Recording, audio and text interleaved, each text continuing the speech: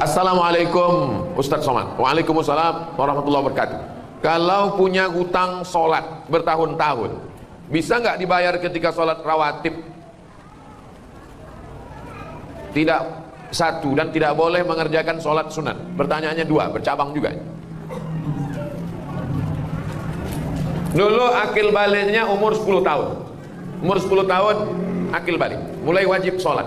Lalu dia tidak sholat, dia belum hijrah, nggak ngaji. Lalu kemudian sekarang baru dia sholat. Saya baru sholat Pak Ustadz. Kapan? Subuh tadi. Umur berapa sekarang? 40. Berarti 30 tahun tidak sholat. Maka sholat-sholat yang lama selama 30 tahun itu dia qadha. Qadha artinya ganti. Qadha bukan tempat cuci tangan, itu qadha. Di qadha, yang lalu-lalu di qadha. Sekarang teknis mengqadhanya bagaimana? Selesai satu sholat langsung qadha. Habis maghrib nanti langsung qadha. Maghrib yang pertama dengan imam itu namanya ada. Usolli fardhul maghribi thalatha raka'atin adaan. Setelah maghrib dia qadha. Usolli fardhul maghribi thalatha raka'atin qadhaan. Salat. Habis isya juga dia qadha. Berapa lama? Selama salat itu dia tinggalkan. 30 tahun Pak Ustaz. Di qadha 2022, lunas 2052. Kalau ninggal 2040, alhamdulillah bonus. Pemutihan. Saya nggak percaya nih sama Ustadz Somad ini. Mana dalil qadha? Dalil qadha tulis aja di Google. Yang nulis tentang qadha kawan saya, sahabat saya. Buat sholat qadha Ustadz Sarwat. Ustadz Sarwat. Beliau punya rumah fikih. Qadha sholat yang terlewat Ustadz Ahmad Sarwat LCMA. www.rumahfikih.com. 4 mazhab mewajibkan qadha. Tapi jangan gara-gara ini besok bapak cuti 1 bulan mengqadha 3 tahun. Teknis qadha sama seperti sholat biasa.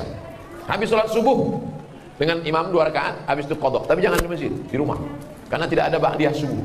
Khawatirnya kalau dibuat di Darul Falah, selesai sholat jamaah berbisik, aliran sesat. Oke, setelah jelas tentang qadha, habis selesai qadha, apakah boleh ba'diyah? Boleh. Sebagaimana boleh ba'diyah setelah sholat jenazah. Ada jenazah masuk, lalu kemudian ayo jenazahnya disolatkan. Apakah setelah sholat jenazah masih boleh ba'diyah? Ya. Kenapa lebih didahulukan sholat jenazah? Karena ba'diyah waktunya panjang, sedangkan sholat jenazah lebih cepat, lebih baik. Jadi kalau ada orang meninggal pagi, jangan sampai besok pagi baru dikebumikan. Paling bagus hari itu juga. Boleh orang dimakamkan malam? Boleh. Boleh dikuburkan malam. Nah ini, kalau bisa jangan sampai tunggu besok pagi. Karena jenazah itu kalau sudah 24 jam mulai dia berubah. Karena usus mulai membusuk dan lain sebagainya. Apalagi kalau ada dia kena penyakit menular, mulai mengeluarkan bakteri. Nanti orang yang memandikan tamu yang melayan. Ini menyadarkan kita, rumah-rumah kita, yang beli kita, pakai duit kita. Tapi kalau kita sudah mati, tidak ada sejengkal pun di rumah itu yang mau menerima kita. Kita hanya setumpuk daging busuk yang akan menjadi santapan cacing tanah. Bersedekahlah untuk Masjid Darul Falah. Silakan transfer ke nomor berikut ini. Itu tadi tentang qadha salat. Tidak boleh mengerjakan sholat sunat, tetap boleh sholat sunat. Orang yang belum selesai qadhanya tetap sholat sunat duha, tetap sholat sunat tahajud, tetap sholat sunat qabliyah dan ba'diyah. Jangan nanti kamu nggak sholat sunat, saya masih banyak utang. Enggak, tetap sholat sunat. Assalamualaikum warahmatullahi wabarakatuh Ustaz. Waalaikumsalam warahmatullahi wabarakatuh. Apabila orang tua kita melakukan kesalahan, bagaimana cara kita menasehatinya? Orang tua tidak bisa dinasehati, karena orang tua tidak pernah melihat kita sebagai orang besar. Di mata orang tua, kita tetaplah anak kecil yang baru pandai berjalan. Jadi kalau kita ceramahi orang tua, dia bukan dengar, dia melihat kita sebagai lucu. Aku lucu ngelihat ente, anak kecil kok pandai ngomong. Jadi kalau kita mau ngasih tahu orang tua, pakai lidah orang lain. Kalau di tengah keluarga ada orang yang lebih tua yang dia hormati, melalui lidah dia. Kalau dia punya ada ustadz yang dia dengar, kiai, kalau dia hormat kepada Habib, pakai lisan, pinjam. Ustadz Somad, ya, ibu saya senang dengar ceramah Ustadz, tapi dia masih suka ceritakan aib orang. Kira-kira kalau Ustadz yang ngomong nanti dia dengar, kalau saya ngomong dia marah. Ustadz mau nggak nanti di masjid judul ceramahnya sampaikan bahaya bicara aib orang lain? Oh boleh. Bahaya bicara aib orang lain. Selesai pengajian datang ibunya. Ustadz tadi dibisiki anak saya ya. Saya termasuk Ustadz yang ceramahnya nggak bisa dipesan. Saya menyampaikan apa yang saya mau. Saya tidak mau menyindir-nyindir orang melalui pengajian. Jadi kalau ada orang tuanya tidak sholat, jumpakan saya. Saya jumpa, Pak, Bapak sudah tua. Nanti Bapak kalau mati tempat Bapak neraka jahanam. Cepat-cepat sholat. Saya kalau diundang ke kantor, dipesan, Ustadz ceramah tolong jangan singgung-singgung masalah jilbab. Karena istri kepala dinas belum berjilbab. Saya bahas itu. Yang tidak pakai jilbab, neraka jahanam tempat. Makanya banyak tempat ceramah wal awwal wal akhir. Itu yang pertama dan terakhir. Saya tak pandai menyindir-nyindir orang melalui ceramah. Saya mau ngomongnya langsung to the point. Jadi pakai orang lain. Karena orang tua tidak pernah menganggap kita besar dalam pandangan dia. Kadang anak-anak muda ini kalau udah ikut pengajian, pulang-pulang mau menceramahi orang tua. Pulang ceramah, pengajian, panggil orang tua. Papa sini, mama. Ya ayyuhalladzina amanu. Oh, nggak bisa gitu. Dia lebih banyak makan asam garam dari kita. Karena banyak makan asam garam, itulah maka darah tingginya kuat. Assalamualaikum Ustaz. Waalaikumsalam. Bagaimana sikap kepada saudara yang murtad? La yahillu damu mri'in muslim illa bi ihda salat. Tidak halal darah orang muslim ditumpahkan kecuali dia melakukan 3. Siapa yang melakukan 3 maka boleh dipancung kepalanya, mati. Yang pertama, an-nafsu bin nafsi, pembunuh. Dalam Islam pembunuh tidak dihukum penjara, tapi hukum pancung. Yang kedua, as-sayyibuz zani, sudah menikah, punya istri, punya suami tapi berzina, maka juga dihukum mati, ditanam setengah badannya, dilempar batu pakai mati sampai mati. Yang ketiga, at-tariqu lidinihi al-mufariqu lil jamaah, orang yang murtad meninggalkan agama Islam, maka dianggap pengkhianat, maka dia dihukum mati, hukum pancung menurut hukum Islam. Tapi kita tidak pakai hukum itu, kita pakai hukum konvensional. Apalagi liberal, sekuler, bebas. Orang gonta-ganti agama seperti ganti sendal, seperti ganti baju. Pakai baju ini tipis kedinginan, pakai baju tebal. Pakai baju tebal kepanasan, pakai baju tipis. Enak saja. Bahkan di podcast, orang murtad enak aja ngomong, seenaknya menghina agama. Tak bisa ditegakkan. Jadi bagaimana sikap kita sebagai keluarga? Jangan putuskan, karena kalau putus dia semakin nyasar, semakin jauh. Kalau masih ada nomor handphonenya, tetap tiap hari kau mesti balik kepada Islam. Wa may yartadda minkum an dinihi, siapa yang murtad dari agama Allah, maka dipancung kepalanya. Lalu kemudian mesti dikasih tahu, kau nanti kalau mati tidak diterima Allah. Wa may yabtaghi ghairal islami dina, siapa yang mencari agama selain Islam, falan yuqbala minhu, maka dia tidak akan diterima Allah. Wa huwa fil akhirati minal khasirin, di akhirat termasuk orang rugi, karena masuk neraka khalidina fiha abada, kekal selamanya. Jangan pernah berhenti mengajak dia untuk balik ke agama Islam sampai akhirnya dia mati. 2 kemungkinan, kita capek lalu dia mati, atau kita lelah, kita mati duluan. Yang penting kita sudah melaksanakan amar ma'ruf nahi mungkar. Adapun berbaik-baik menganggap ini bukan masalah, maka kita sudah melakukan setuju dengan perbuatan mungkar. Man ra'a minkum mungkaran, siapa yang melihat perbuatan mungkar, falyughayyir biyadihi, rubah dengan tangan. Fa illam yastati, kalau tak sanggup dengan tangan, fa bilisani, dengan lidah. Kalau tidak sanggup dengan lidah, dengan hati. Jangan diam, karena diam berarti as-sakitu anil haq syaitan akhras. Orang yang diam terhadap kebenaran diinjak-injak. Orang minum khamar aja kita tak boleh diam. Innamal khamru khamar, wal maisir judi, wal ansab menyembelih binatang untuk berhala, wal azlam mengundi nasib, rijsun najis min amali syaitan, perbuatan syaitan. Fajtanibu, jauh. Apalagi yang lebih hebat daripada zina, lebih hebat daripada minum khamar, apa dia? Murtad. Nauzubillah. Mudah-mudahan Allah selamatkan keluarga, tetangga, anak cucu kita dari murtad. Luar biasa gerakan pemurtadan sekarang. Dinikahi, pura-pura masuk Islam, setelah punya anak, dia ancam. Kalau kamu mau tetap suami saya, ikut agama saya. Kalau kamu tidak mau, saya tinggalkan. Perempuannya tidak kerja, tidak ada duit, takut, akhirnya murtad. Pemurtadan dengan cara nikah, pura-pura masuk Islam, robah KTP, habis itu punya anak 1 murtad, tak terhitung jumlahnya. Makanya anak-anak ibu kalau pacaran, lihat dulu agamanya. Jangan karena mobilnya lalu dinikahkan, jangan karena pekerjaannya, karena PNS-nya, karena jabatannya, rugi. Allah selamatkan. Tidak apa-apa kejam-kejam, marah-marah sedikit, lebih baik daripada nanti menangis di akhir masa. Kakek-kakek, nenek-nenek umur 70 tahun datang ke kantor Basnas. Waktu itu saya dewan sosialisasi Basnas. Ustadz Somad nggak usah ikut rapat. Kenapa Pak Ketua? Ustadz itu ada mau orang konsultasi. Ada apa Pak? Anak saya perempuan nikah dengan non muslim, dia mau alaf masuk Islam. Setelah anak 3 dia murtad. Sekarang 5 keluarga saya murtad Pak Ustadz. Anak saya, mantu saya, cucu saya 3. Saya waktu itu ragu, mau ngasih tahu tegas, siapa yang murtad? Saya takut saya gitu dua-duanya meninggal. Saya bilang, Bapak pulang aja ke rumah, makan enak, banyak-banyak zikir, banyak-banyak doa, mudah-mudahan Allah balikkan hatinya. Sudah tak tertolong lagi, bagaimana caranya? Ini berawal dari kenapa bisa anak nikah dengan orang tidak seakidah. Gara-gara nonton sinetron, gara-gara nonton artis infotainment. Beda agama nggak apa-apa. Dalam Islam tidak bisa. Dalam Islam yang pertama kali dilihat adalah agamanya. Tungkahul mar'atu li arba', perempuan dinikahi karena 4. Limaliha karena hartanya, wali hasabiha karena keturunannya, wali jamaliha karena kecantikannya. Tapi pandang yang keempat, fazfar bidzatid din, lihat agamanya. Taribat yadaka, kau akan selamat. Kalau mau mencari menantu laki-laki, idza ja'akum man tardawna dinahu, kalau ada orang yang meminang anakmu, maka yang pertama kau lihat din, agamanya, wa khuluquhu, akhlak. Ini mentang-mentang ada orang minang anak, begitu dibuka gorden dilihat mantu mobil baru, oh ini dia, sesuai dengan istiqorohku tadi malam, istiqoroh cinta. Oh inilah calon mantu kita. Padahal suaminya udah ngasih tahu, ojo ke susu bu, inilah dia. Ternyata setelah dinikahi seminggu murtad dia. Dunia tak dapat, akhirat tak dapat. Menangis anak pulang meleleh air mata. Mama, kenapa? Mobilnya kredit. Dunia tak dapat, akhirat melayang. Na'udzubillah. Mesti tanya-tanya, mesti resek, mesti cerewet demi keselamatan anak. Yang sudah terjadi apa boleh buat. Nasi sudah jadi tai ayam. Orang sudah murtad, ibu cerita bubur juga lagi.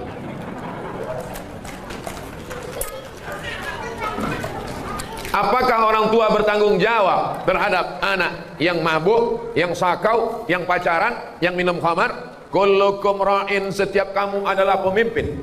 Wa kullukum mas'ulun ar ra'iyatih, setiap kamu akan ditanya tentang yang kau pimpin. Saya akan ditanya tentang anak saya. Maka anak keponakan saya laki-laki, adik saya laki-laki. Adik laki-laki punya anak perempuan. Kalau dia meninggal, kalau meninggal adik saya yang menjadi walinya. Maka adik keponakan perempuan saya wajib masuk pesantren. Karena kalau bapakmu meninggal, aku walimu. Aku yang menikahkanmu nanti. Aku tanggung jawab di hadapan Allah Subhanahu wa taala.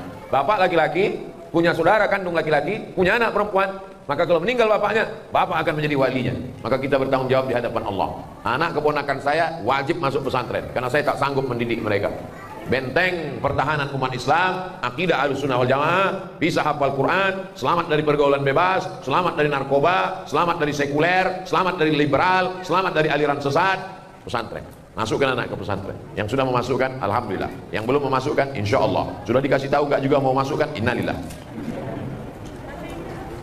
Kalau sudah dimasukkan ke pesantren, sudah dididik, tetap juga dia buat dosa, kita tidak tanggung jawab. Wala taziru waziratun wizra ukhra. Orang tidak menanggung dosa orang lain, tapi kita sampai mati tetap amar ma'ruf nahi mungkar. Jangan diam.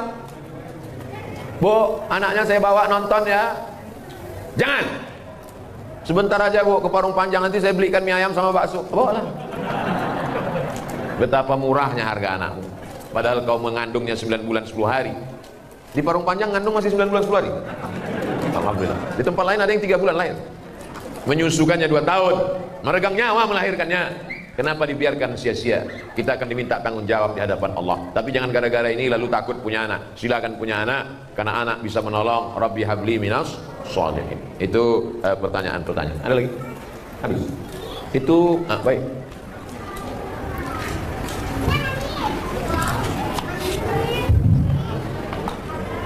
Assalamualaikum. Waalaikumsalam warahmatullahi wabarakatuh. Pertama saya minta kalau saya ini biasakan khususnya buat saya, umumnya buat orang ini diambil ilmunya Ustaz. Terus yang saya pertanyakan ini Ustaz, tidak ingin tinggalkan di lingkungan itu sangat heterogen Ustaz, multi agama sebenarnya. Ini pertanyaan pribadi gitu. Saya itu tinggal benar-benar kanan kiri antara tembok itu masuk. Niat saya bukan terpaut, saya pengen mungkin ini pada saya itu saya pengen melihatkan adab sama akhlak muslim itu seperti ini. Jadi dalam makan saya sekarang praktek ya gimana adab saya terhadap tetangga saya yang berkenal tembok kebetulan dia Solo pada blok dia juga terus saya punya anak kecil. Saya pengen berhubungan baik sama beliau karena kita juga berbagi makanan gitu. Tapi saya tahu tetangga saya ini makanan tidak halal gitu. Gimana cara saya? Saya bertetangga dengan non-muslim sampai kelas 6 SD. Setelah itu orang tua saya pindah, tapi hubungan saya sampai hari ini baik. Masih WA-WA, masih kirim-kirim. Ada rumah Quran di daerah itu, perlu bantuan semen. Yang WA saya yang non-muslim tadi, Ustadz Somad, dekat rumah kita ada rumah Quran, sekarang sedang pembangunan. Ada orang di Jakarta mau dapat jadwal ceramah TNI melalui yang non-muslim tadi. Jadi hubungan kami tetap baik dalam hubungan sosial, tapi dalam hubungan akidah, wala ana abidu ma'abadtum wala antum abiduna ma'abud lakum dinukum. Dulu kalau hari raya dia kirim kami makanan, tapi dia tahu kita tidak makan makanan dia kasih kuehnya kue kotak, kue bungkus pabrik halal, minuman kaleng. Kita saling menjaga. Sebetulnya yang merusak ini provokator. Medsos ini luar biasa fitnah. Adapun bertetangga menjaga adab, justru dia masuk Islam karena adab itu. Ada seorang imam namanya Imam Al-Hasan Al-Basri, meninggal tahun 110 Hijrah, punya tetangga non-muslim. Rumah tetangganya di atas bukit, dia di bawah. Lalu kemudian suatu ketika Imam Hasan Al-Basri sakit. Tetangga yang non-muslim masuk menjenguk ke ruang tamu. Hasan Basri mana? Dia di kamar. Tetangganya masuk ke kamar. Sampai di kamar, di pojok rumah ada ember. Tetangganya nanya, itu air apa Hasan Basri? Itu air dari atas. Kalau nggak salah itu pojok kamarmu pas WC saya. Sudah berapa lama kamu nampung air ini? Ishrun sana, 20 tahun sudah. Agama apa yang mengajarkanmu selembut ini Hasan Al-Basri? Saksikanlah wahai Hasan Al-Basri. Asyhadu an la ilaha illallah wa asyhadu anna Muhammad Rasulullah. Kisah ini ada dalam kitab Gharaib wa Taraib, ditulis oleh Syekh Abu Amr Al-Misri. Sa'ah wa sa'ah, Gharaib wa Taraib. Kejadian-kejadian unik dalam sejarah Islam. Masuk Islam bukan karena dia ajak masuk Islam, kalau tak masuk Islam neraka jahanam. Masuk Islam karena tersentuh hatinya. Orang kalau sudah kau sentuh tepat di hatinya, dia akan jadi milikmu untuk selamanya. So sweet. 20 tahun menahankan itu, buahnya ada tetangga masuk Islam. Kita kadang dia baru salah parkir sekali sudah keluar kebun binatang dari mulut kita. Dia punya anjing, lebih galak pula mulut kita dari anjingnya lagi. Adapun dia punya anjing, kita usahakan bagaimana caranya, apa pantang yang membuat kira-kira anjing itu tak masuk ke halaman kita. Karena kalau sampai air liurnya basah, kalau kering sama kering tak apa, tapi kalau sampai basah sama kering maka mesti dibasuh 7 kali.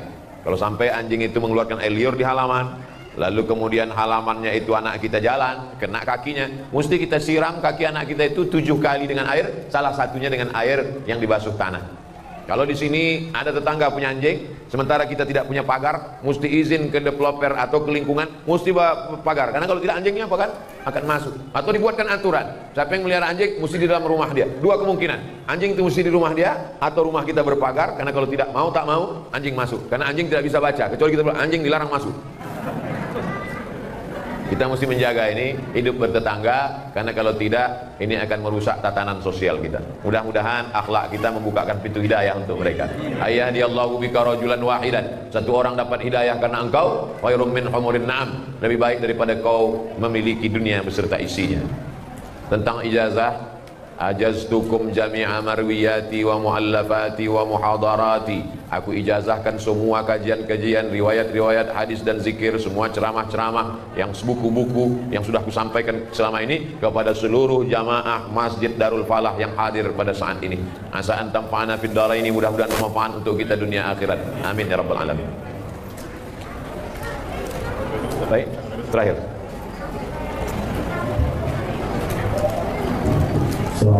Waalaikumsalam warahmatullahi wabarakatuh. Ada dewasa utamanya juga kepada diri, bukan riwayat ketika seorang lagi melihat, tapi di mana saja di mana dia Rasul menyuruh untuk tapi kepada dirinya bilangnya kesulitan. Ada itu orang itu sangat luar biasa di perkanan Islam. Pertanyaannya adalah ketika misalnya saya mengingat di rumah ibu saya pada saat sholat subuh, ada keinginan saya untuk sholat di masjid, tapi ibu saya sangat ingin sekali berjamaah dengan saya di rumah. Mana yang utama? Saya tetap jalan ke masjid, atau saya mengingatkan ibu saya untuk berjamaah di rumah. Terima kasih. Waalaikumsalam warahmatullahi wabarakatuh. Datang seorang laki-laki menjumpai Nabi Muhammad SAW. Ya Rasulullah, izinkan aku perang jihad fisabilillah, aku mau mati syahid. Kata Nabi, alaka min ummin, ibumu masih hidup? Ya, ada di rumah. Ilzam rijlaiha fasammal jannah, kau urus tapak kakinya, kau dapati surga di sana. Kalau telapak kakinya kau urus, kau dapat surga. Apalagi kalau kau urus kepalanya, tangannya, badannya, makannya, pakaiannya. Yang masih punya ibu, bersyukurlah. Kalau ibunya sudah meninggal, bersedekah. Saat ummi matat, emakku sudah mati ya Rasulullah. Apa tasaddaqu anha? Kalau aku bersedekah, apakah pahalanya sampai untuk almarhumah? Kata Nabi, sampai. Ayu sedekatu afdal, sedekah apa yang paling afdal? Saqyul ma, memberikan air minum. Bapak ibu yang sanggup belikan air minum kotak, sedekahkan untuk pengajian. Yang tak sanggup, buatkan sumur bor. Oh, lebih mahal Pak Ustaz. Rame-rame. Satu sumur bor 2 juta, iuran dengan keluarga di pondok pesantren, mengalir pahala. Bagaimana kalau ibu di rumah, nginap di rumah ibu, ibunya mau sholat subuh berjamaah, sementara anaknya mau sholat subuh ke masjid? Menurut mazhab Hambali, sholat subuh berjamaah, sholat berjamaah ke masjid hukumnya wajib. Berbakti kepada orang tua juga wajib. Kalau ketemu 2 yang wajib, bagaimana? Lihat, di rumah itu ada tak orang lain? Kalau di rumah itu anaknya 10, perempuan 9, 1 laki-laki, maka dia tetap pergi ke masjid.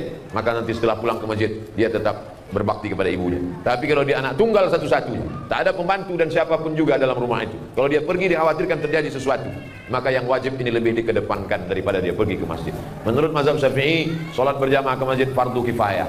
Menurut mazhab Maliki, sholat ke masjid adalah sunnat muakkad. Andai bertemu 2 yang wajib, maka dilihat mana yang lebih kuat di antara keduanya. Kalau anak tunggal sendirian, tak ada orang lain yang menjaga, maka wajib kau bersama ibumu, karena dikhawatirkan akan terjadi sesuatu. Sedangkan di masjid, sholat berjamaah tetap ada imam dan makmum, sehingga sholat tetap terlaksana. Kalau sampai masjid Darul Falah ini kosong, tidak ada orang sholat berjamaah, satu perumahan ini istahwadat alaihimus syayatin, satu perumahan ini diganggu setan. RT-nya kesetanan, RW-nya kesetanan, masyarakatnya kesetanan. Insya Allah kita sholat berjamaah di masjid. Amin ya Rabbal Alamin. Untuk segala kebaikan, mudah-mudahan kita semuanya istiqomah, menjadi lebih baik daripada sebelumnya. Yang sakit-sakit diangkat penyakitnya, yang terlilit hutang ditolong lepas dari riba, anaknya menjadi anak yang soleh dan solehah, keluarganya sakinah mawaddah warahmah. Ala hazihin niyah al-Fatihah.